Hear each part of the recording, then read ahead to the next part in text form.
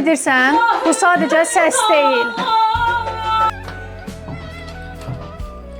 Bu Azərbaycanın ürək döyüntüsüdür. O döyünən səslə canlanır. Sən də bu ritmi hiss etmək istəyirsən, doğru seçim et. Rast musiqi alətləri mağazasında peşəkar qavallar səni gözləyir. Sənin ritmin buradan başlayır.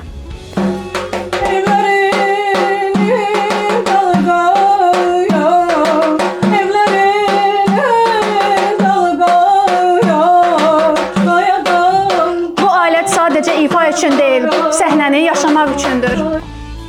Rast musiqi alətləri. Musiqinin ritmini biz veririk.